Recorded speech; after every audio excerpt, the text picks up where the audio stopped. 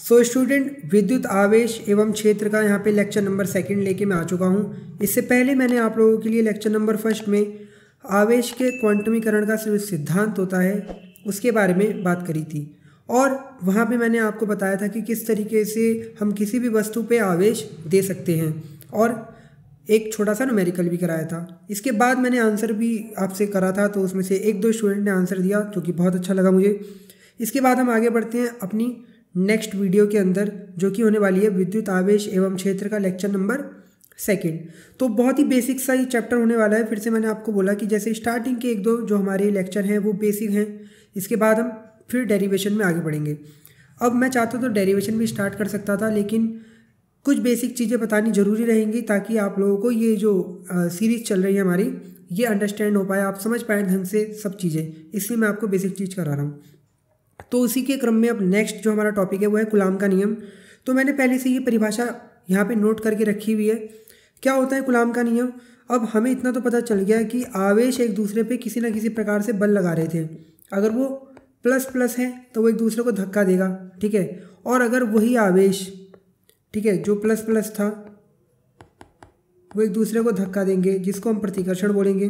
अगर यही आवेश माइनस माइनस के भी हुए तो भी सेम यही चीज़ होगी, वो एक दूसरे को प्रतिकर्षित करेंगे। लेकिन अगर प्लस का और माइनस का आवेश रख दिया जाए तो एक दूसरे को आकर्षित कर रहे थे। तो अब ये जो बल है, ठीक है, इनका कोई ना कोई मान भी तो होगा। हमें कैसे पता चलेगा कि ये कितने बल, कितनी ताकत से एक दूसरे को धक्का दे रहे होंगे या कितनी ताकत से एक दूसरे को आकर्षित कर रहे होंगे? तो इसका जवाब हमें किसने दिया? कूलाम ने दिया। कूलाम ने बताया कि किसी भी दो आवेशित वस्तुओं के मध्य लगने वाला विद्युत बल जिसे कूलाम बल भी बोलते हैं। विद्युत बल क्या? आकर्षण या प्रतिकर्षण का बल, जो मैंने आपको कल बताया था इलेक्ट्रॉन के कारण जो आता है। तो उन दोनों आवेशों के जो भी परिमाण होंगे उनका गुणनफल, मतलब भैया कोई भी वस्तु है उसका आवेश का कोई ना कोई मान होगा। तो उन दोनों का जो भी आवेश है, मान लिया एक का Q1 है, एक का Q2 आवेश है, तो उन दोनों के आवेशों का केवल और केवल परिमाण लो, चिन्ह से कोई मतलब नहीं, प्लस हो निगेटिव हो इससे कोई मतलब नहीं है, इनका गुणा कर लो। तो जितना ज़्यादा दोनों आवेशों का जो परिमाण होगा उनकी गुणा करके जितना ज़्यादा मान आएगा बल उतना ही ज़्यादा होगा। सेकंड क्या बोल रहा है? ठीक है, उनके बीच की दूरी के, जो भी उनके बीच की दूरी है उसके वर्ग के व्युत्क्रमानुपाती होता है।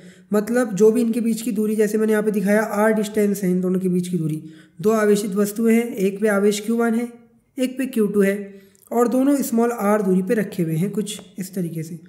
तो जो बल है वो उनकी जो भी दूरी है उसका स्क्वायर कर दो, उसके भी क्या है? व्युत्क्रमानुपाती।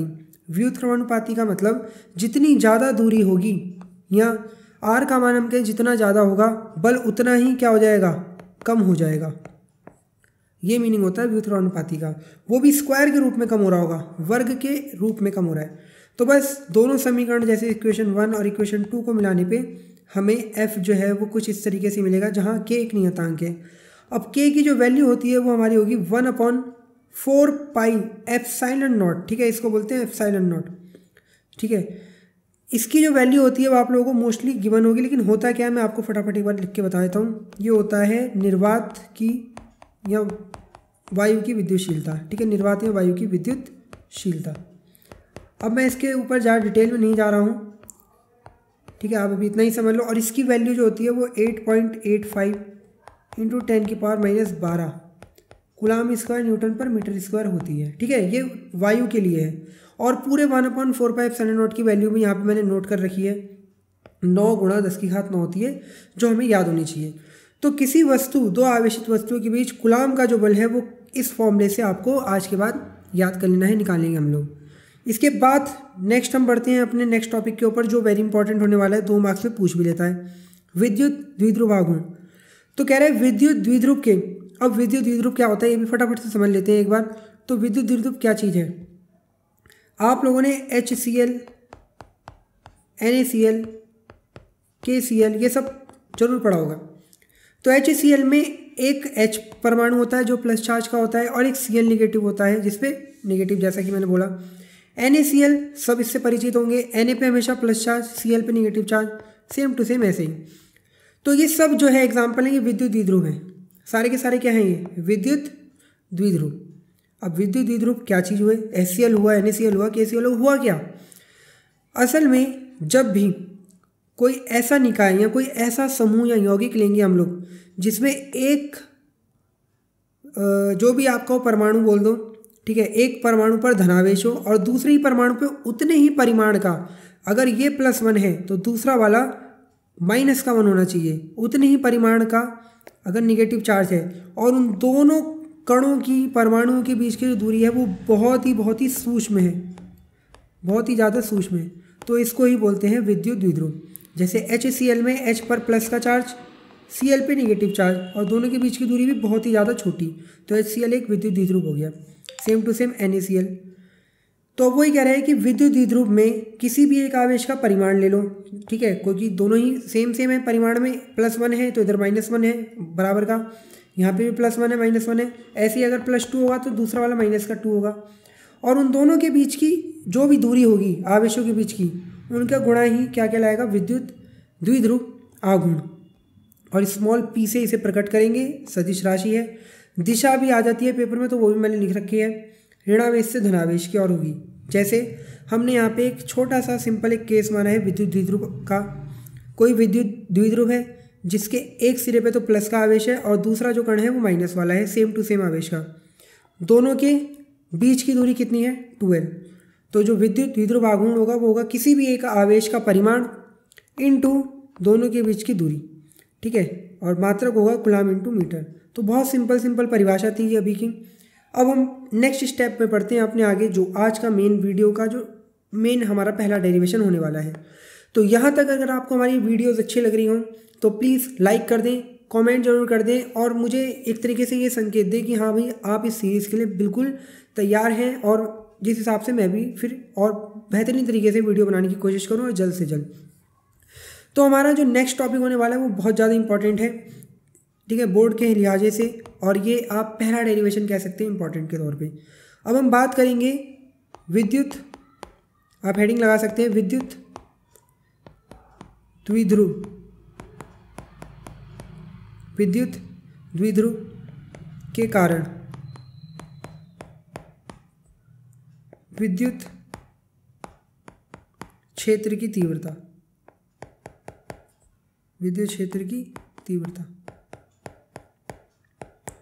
अब विद्युत क्षेत्र भी एक तरीके से पढ़ाने वाली चीज़ है, लेकिन वो इतना इम्पॉर्टेंट है से अलग से मुझे लगा नहीं, क्यों, मैं आपको यहीं समझा दूंगा क्या चीज़ होती है, तो इसलिए मैं आपको अलग से नहीं करवा रहा हूँ ये विद्युत क्षेत्र, लेकिन बहुत इंपॉर्टेंट चीज़ भी थी। अब मैं आपसे कहता हूँ कि यहाँ पे मैं करना क्या चाह रहा हूँ, देखो विद्युत द्विध्रुव के कारण, ये विद्युत द्विध्रुव रख दिया मैंने, आवेश है इन पे, तो इसके कारण विद्युत क्षेत्र की तीव्रता देखना चाह रहे हैं। विद्युत क्षेत्र क्या होता है, फटाफट से ये भी समझ लेते हैं। इमेजिन करो कि एक आवेश Q को प्लस हो सकता है, माइनस हो सकता है, कुछ भी हो सकता है, इसको मैंने इस तरीके से एक बॉक्स के अंदर रख दिया, ठीक है, बॉक्स के अंदर रख दिया। अब क्या होगा, अगर ये आवेश इस बॉक्स के अंदर है तो ये अपने चारों ओर अंदर की तरफ, इधर देखो, इधर की तरफ, ये एक प्रकार से ऐसा क्षेत्र बना रहा होगा जहाँ पे अगर कोई भी दूसरा आवेश एंटर करे, कोई भी दूसरा आवेश अगर एंटर करे तो उस पर क्या लगने लग जाए, एक तरीके का बल लगने लग जाए। अब वो बल शायद आकर्षण का भी हो सकता है, शायद प्रतिकर्षण का भी, ठीक है। अब ये Q0 आवेश जो है वो हमारा होता है टेस्ट चार्ज। टेस्ट चार्ज का मतलब परीक्षण आवेश, इस पर भी प्लस का ही आवेश होता है।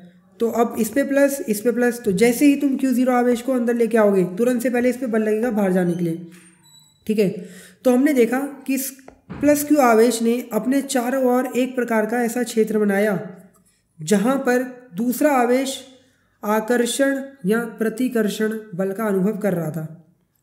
तो इस क्षेत्र को ही, जिस पर विद्युत बल या कूलम बल लगना स्टार्ट हो जाता था अन्य किसी आवेशित कणों पर, इसको नाम दिया गया क्या, विद्युत क्षेत्र का।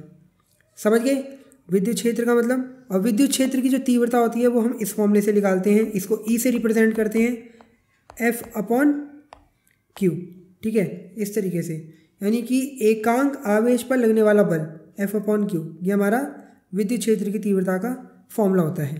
क्लियर। तो मैंने शॉर्ट तरीके से बताने की कोशिश करी है।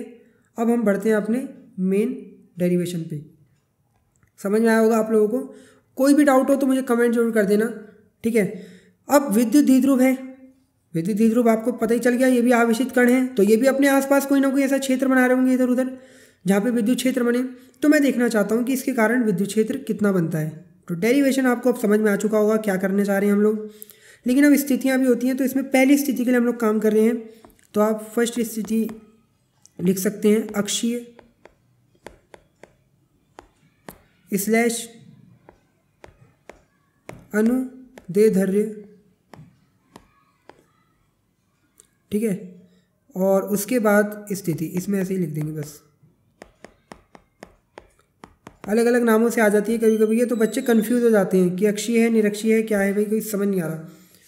तो अक्षीय स्थिति देखना चाह रहे हैं। अब क्या होती है, फटाफट से हम डायग्राम को बनाते हैं और देखते हैं क्या चीज़ है। तो मैं डायग्राम अब बना रहा हूँ, ठीक है, नीचे की तरफ इधर ही बना लेते हैं डायग्राम।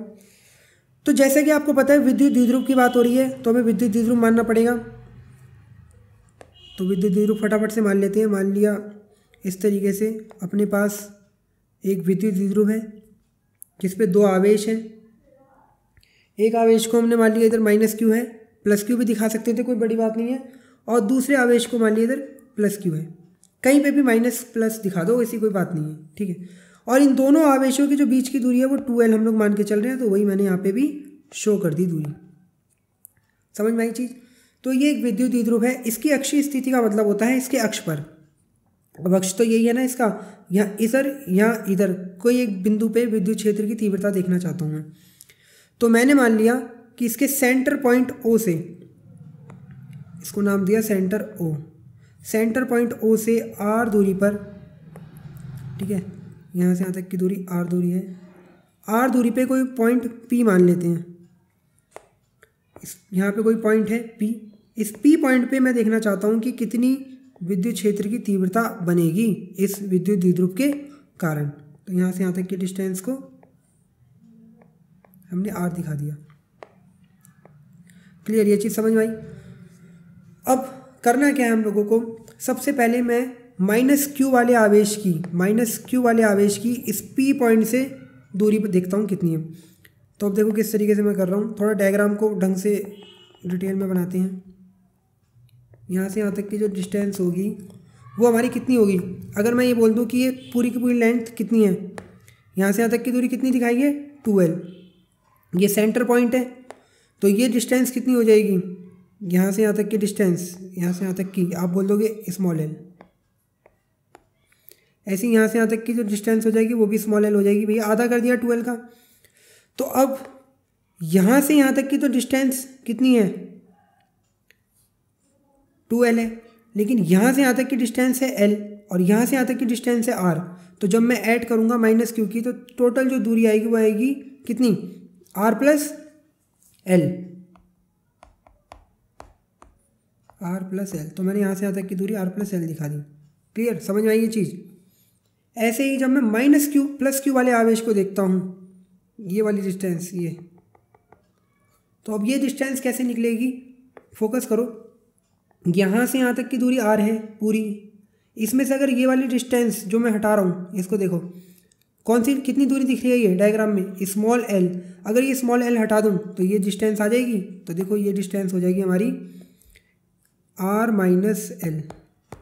तो ये डायग्राम में दूरी दिखाना ज़रूरी है ताकि आपको पता रहे आप क्या कर रहे हो और कितनी कितनी दूरी ले रहे हो। ऐसा मैं कर क्यों रहा हूँ, अभी थोड़ी देर में समझ में आ जाएगा आप लोगों को, ठीक है। अब मैं क्या करूँगा, दो आवेश हैं, तो -q वाला आवेश भी इस P पॉइंट पे कोई ना कोई विद्युत क्षेत्र की तीव्रता बनाएगा।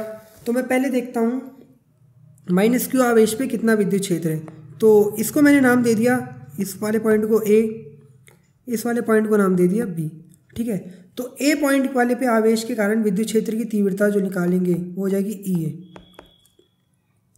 फॉर्मूला होता है 1/4πε0 Q/A, ठीक है, जो भी दूरी है इनके बीच की। तो -q वाले आवेश के लिए कर रहे हैं जो कि A पॉइंट पे, इसलिए ये बोल दिया।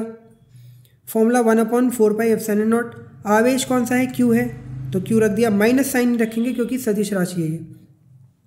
यहाँ से लेके यहाँ तक की जो दूरी है बिंदु P की वो कितनी है, r + l। तो दूरी का स्क्वायर कर देते हैं हम लोग इसमें, तो r + l का होल स्क्वायर हो जाएगा। ठीक है, अब इसकी दिशा भी देख लेते हैं। तो माइनस वाले आवेश के कारण, ये आपको एक दो चीज़ नोट करनी है, यहाँ पे नोट करिए इस पर। यहाँ पे अगर प्लस आवेश है तो विद्युत क्षेत्र की दिशा प्लस से हमेशा दूर की तरफ रहेगी, और माइनस आवेश है तो विद्युत क्षेत्र की तीव्रता हमेशा माइनस की तरफ रहेगी। ठीक है, अगर प्लस चार्ज देख लिया तो प्लस चार्ज से जो विद्युत क्षेत्र है वो डरता है, भागता है दूर, माइनस चार्ज को पसंद करता है और उसके पास आएगा। ये आपको याद रखना है। सेम टू सेम यही चीज़ मैं यहाँ अप्लाई करने की कोशिश करता हूँ। तो ये आवेश कौन सा हो गया हमारा, माइनस का। तो माइनस आवेश के कारण पी पॉइंट पे तीव्रता किधर की तरफ होगी, जहाँ आवेश है उधर की तरफ। तो भैया ये तीव्रता हमारी किधर की तरफ जाने की कोशिश करेगी, इधर की तरफ। तो एरो हमने इधर बना दिया और यहाँ लिख दिया ई ए। समझ में आई चीज़, जिधर आवेश है उधर की तरफ एरो बना दो बस माइनस के लिए। तो ई ए की तीव्रता इधर की तरफ। अब इसको हम लोग यहाँ साइड में लिख देते हैं। दिशा जो है इसकी वो कहाँ है, P to A. P to A मतलब पी से ए की तरफ भाग रही है। ये एरो यही तो शो कर रहा है हम लोगों को। ठीक है, ऐसे ही बी वाले पॉइंट के लिए भी कर लो। फॉर्मूला वही 1/4πε0। आवेश इसमें भी क्यू है, लेकिन अब बी वाले पॉइंट यानी कि प्लस क्यू वाले से इसकी दूरी कितनी है, यहाँ से यहाँ तक की डिस्टेंस कितनी दिख रही है। थोड़ा और जूम कर लेता हूँ ताकि क्लियर दिखे। यहाँ से यहाँ तक की डिस्टेंस तो ये पहले से ही निकाल के रखी है, r-l, तो इसका स्क्वायर कर देंगे, तो r-l का होल स्क्वायर। ठीक है, और फिर आवेश को देखो, आवेश कौन सा है, प्लस का। प्लस के कारण तीव्रता दूर भागती है तो इधर की तरफ हो जाएगी। और ये ई बी मतलब बी पॉइंट पे रखा प्लस क्यू आवेश। समझ में आई, प्लस के कारण आवेश से दूर की तरफ। तो भैया ये पॉइंट पी है, यहाँ आवेश रखा है इससे दूर की तरफ, बाहर की तरफ मैंने दिखा दिया इसकी दिशा। इसको हम बोल देंगे बी टू पी। कोई यहाँ तक टेंशन नहीं होनी चाहिए आप लोगों को। एक बार इस माइनस क्यू आवेश के कारण तीव्रता निकाल ली, एक बार प्लस क्यू। अब जो परिणामी तीव्रता है पी पॉइंट पे थोड़ी सी यहाँ पे देखो जुकाम के करके खांसी भी लगी पड़ी है, तो आप लोगों के लिए इतनी मेहनत हो रही है तो प्लीज़ लाइक ज़रूर कर देना। ठीक है, और जैसी भी वीडियो लगे उसे बताना ज़रूर। तो परिणामी तीव्रता जो होगी ई, उसको ई से रिप्रेजेंट कर रहे हैं। अब ये सदिश राशि है, सदिश राशि दिशा के अनुसार जुड़ती है घटती है। इसका जो दोनों वेक्टर हैं, ठीक है, वो विपरीत दिशा में आ रहे हैं, इसका लिए माइनस होंगे। अब माइनस किस में से किसको करना है, तो जो पास वाला आवेश होगा वो ज़्यादा तगड़ा आवेश होगा, वो अच्छा खासा विद्युत क्षेत्र बना रहा होगा। इमेजिन करो यहाँ आग लगी पड़ी है, तो जो बंदा जितनी पास होगा उसे उतनी ज़्यादा गर्मी महसूस हो रही होगी, और जो दूर होगा उतना ही उसका प्रभाव कम होगा आग का। तो same to same B point वाला आवेश पास में है तो ये ज़्यादा पी पॉइंट इससे नज़दीक है, तो पी पॉइंट पे ज़्यादा तगड़ा विद्युत क्षेत्र ये बना रहा होगा। तो इसलिए मैं ई बी माइनस ई ए करूँगा यहाँ पे। आई बात समझ में, ई बी माइनस ई ए क्यों करा, क्योंकि बी वाला जो था वो पास में था तो वो ज़्यादा अच्छा विद्युत क्षेत्र बनाएगा ए वाले की तुलना में, इसलिए। और माइनस ही क्यों करा, क्योंकि दोनों आवेशित विद्युत क्षेत्र सदिश राशि है, विपरीत दिशा में है, तो जब दो सदिश विपरीत में होते हैं तो उन्हें घटाते ही हैं उनका परिणामी निकालने के लिए। फटाफट से समीकरण से इनके मान रखते हैं हम लोग, फटाफट से अब इसे सॉल्व करते हैं। तो 1/4πε0, ई बी की वैल्यू है यहाँ से QR-L का होल स्क्वायर, माइनस इधर 1/4πε0 QR+L का होल स्क्वायर। यहाँ से कॉमन उठा लो जल्दी से, 1/4πε0। देखो ये चीज़ पूरी कॉमन आती हुई दिख रही है, तो इसको कॉमन ले रहे हैं। 1/4πε0 कॉमन आ गया, और Q भी कॉमन आ रहा है। अगर ध्यान से देखो दोनों में भैया आवेश Q है ना, यहाँ पे भी और यहाँ पे भी, इसको भी कॉमन लिया। ब्रैकेट में बच रहा है केवल 1/, ये वाला टर्म R-L का होल स्क्वायर, बीच में ये वाला माइनस अपना, यहाँ बच रहा है Q को कॉमन ले रखा है हमने, तो 1 ही बचेगा ऊपर 1। यहाँ बच रहा है केवल R+L का होल स्क्वायर, ये वाला टर्म।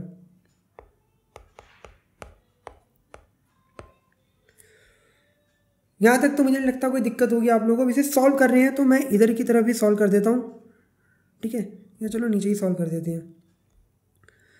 सॉल्व करते समय 1/4πε0 को ऐसे ही रख रहे हैं, Q ऐसे ही गया, ब्रैकेट। अब एलसीएम लेना स्टार्ट करते हैं। इधर देखो इन दोनों टर्म का एलसीएम लेते हैं, एलसीएम लेना आप लोगों को आता ही होगा, ठीक है। जल्दी से मेरे से भी पहले एलसीएम लेके मुझे अपने आप को दिखाओगे, मुझे क्या दिखाओगे आप लोग। तो आर माइनस एल का whole square, R plus L का होल स्क्वायर, ये एलसीएम में चला गया। इस वाले टर्म से ये वाला टर्म कट गया, क्या बचा, आर प्लस एल का होल स्क्वायर, तो उसकी मल्टीप्लाई ऊपर हो जाएगी, तो ऊपर आ जाएगा आर प्लस एल का होल स्क्वायर माइनस इस वाले टर्म से ये वाला टर्म कट जाएगा, बचेगा केवल आर माइनस एल का होल स्क्वायर, इसकी 1 से मल्टीप्लाई कर देंगे, तो आर माइनस एल का होल स्क्वायर ब्रैकेट में। अब देखो मैं इसे किस तरीके से लिख रहा हूँ, 1/4πε0 क्यू, ऊपर स्क्वायर खोलते हुए जा रहे हैं, तो R square L square plus 2RL, भैया ए प्लस बी का होल स्क्वायर का फॉर्मूला हो, माइनस यहाँ ए माइनस बी का होल स्क्वायर का फॉर्मूला, तो क्या हो जाएगा वो R square plus L square minus का 2RL अपॉन में ये भी स्क्वायर और बीच में मल्टीप्लाई, तो दोनों का होल स्क्वायर ही बाहर निकाल लेते हैं, तो R minus L R plus L और पूरे का होल स्क्वायर बाहर निकाल लिया, कुछ इस तरीके से। यहाँ तक कैलकुलेशन समझ में आनी चाहिए आप लोगों को। अब मैं इस ब्रैकेट के अंदर ये वाला जो माइनस है इसको अंदर ले जाता हूँ, ठीक है, फटाफट से अंदर ले जाते हैं क्यू। जैसे ही मैं इसको अंदर ले जाऊँगा देखते रहना, ठीक है। अब आप लोग थोड़े बड़े हो चुके हैं तो यहीं से सॉल्व कर देते हैं, अब इतनी चीज़ों को नहीं दिखा सकते ना। ये वाला आर स्क्वायर से वाला आर स्क्वायर कट जाएगा क्योंकि माइनस हो जाएगा, ऐसे ही इससे ये कट जाएगा, ये प्लस 2RL और माइनस माइनस इधर जाके प्लस का 4RL हो जाएंगे, तो ऊपर 4RL हो गया। नीचे अगर ध्यान से देख पा रहे हो तो ये a minus B, A plus B का फॉर्मूला खुल गया, जो कि क्या होता है ए स्क्वायर माइनस का बी स्क्वायर। तो नीचे फॉर्मूला मैं लगा रहा हूँ जो हो जाएगा अपना आर स्क्वायर माइनस का एल स्क्वायर और पूरे का होल स्क्वायर चल ही रहा है। नीचे फॉर्मूला लग गया ए प्लस बी ए माइनस बी का, यहाँ आप लोग नोट भी कर सकते हैं इधर की तरफ। अगर मैं लिख दूँ ए minus B A plus B बराबर ए स्क्वायर माइनस बी स्क्वायर, ठीक है, ए की जगह आर और बी की जगह एल स्क्वायर, ये हो गया। अब लिखने का ढंग थोड़ा देखो इस डेरिवेशन को कैसे कर रहे हैं। यहाँ तक कैलकुलेशन आपकी स्ट्रांग होनी चाहिए, ठीक है। वीडियो को चाहे तो भले ही 2 बार देख लो, लेकिन ढंग से कैलकुलेशन आनी चाहिए, गलती नहीं होनी चाहिए। इसको लिखने का ढंग देखो,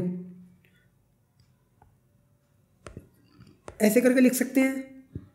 अब ये जो एल लंबाई होती है बहुत ज़्यादा छोटी होती है किसकी तुलना में, आर की तुलना में, तो जब स्क्वायर करूँगा तो ये और ज़्यादा छोटा हो जाएगा। अभी मैंने आपको बताया ना जो भैया विद्युत द्विध्रुव में 2L जो होता है वो क्या होता है, दोनों आवेशित कणों के बीच की दूरी, जो कि बहुत ही छोटी दूरी होती है, और हम तो उसको भी आधा कर रहे हैं, हम 2L लंबाई को भी ना लेके उसका भी आधा पॉइंट ले रहे हैं। तो आर बहुत ज़्यादा बड़ी दूरी है, लेकिन जो लंबाई है उन दोनों के बीच की वो दूरी वो बहुत छोटी है। स्क्वायर करने पे किसी छोटी चीज़ का स्क्वायर करोगे और छोटा हो जाएगा, तो ऐसे केस में हम लोग एल स्क्वायर को छोड़ देंगे, केवल नीचे बचेगा आर स्क्वायर। यहाँ आप लाइन लिखेंगे एल स्क्वायर छोड़ने पर,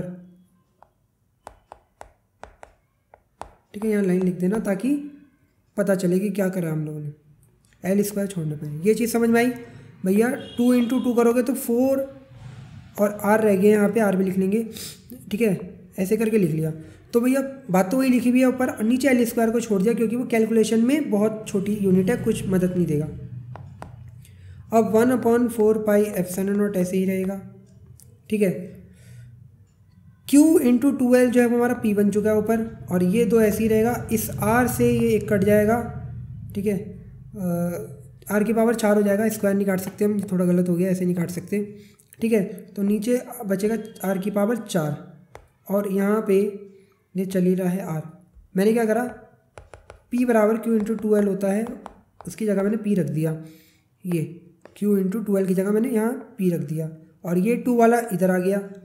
R ऐसे कैसे ही रखा हुआ है। अब इस R से R कट जाएगा कितनी बार, 3 बार, मतलब एक बार कटेगा 3 बचेगा, तो 1/4πε0 2P/r3। ये हमारा आंसर होगा अक्षीय स्थिति पे विद्युत क्षेत्र की तीव्रता के लिए। तो ये पूरी कैलकुलेशन थी, एक बार फिर से आप लोग इसका स्क्रीनशॉट ले सकते हैं, ठीक है। मेन सारा का सारा फोकस आपको डायग्राम पे करना और अपने बेसिक को समझना है। तो आज के लेक्चर पे हमने क्या बात करी, विद्युत द्विध्रुव, कूलाम का बल, और अक्षीय स्थिति क्या होती है, इसका डेरिवेशन करा हम लोगों ने। अगली वीडियो पे हम निरक्षीय स्थिति के बारे में बात करेंगे और फिर हम लोग विद्युत बल आघूर्ण के बारे में भी बात करेंगे, क्या चीज़ होती है। तो अगर आप लोगों को ये वीडियो अच्छी लगे तो प्लीज़ लाइक कर देना और शेयर ज़रूर करना अपने फ्रेंडों में। इसके बाद अगर आपको केमिस्ट्री में कोई प्रॉब्लम लग रही हो, जैसे IUPAC मुझे अभी ऐसा लग रहा है इंपॉर्टेंट चीज़ है और बहुत से बच्चे कमेंट भी कर रहे थे कि IUPAC, तो कि आपकी जो ऑर्गेनिक केमिस्ट्री वो अच्छी बने, तो मैं उस पर वीडियो ज़रूर बनाऊंगा। बस मुझे एक बार कमेंट कर देना कि अगर आप चाहते हो IUPAC पे वीडियो। तो thank you for watching this, channel को सब्सक्राइब करो, ऐसे ही प्यार दो, थैंक यू।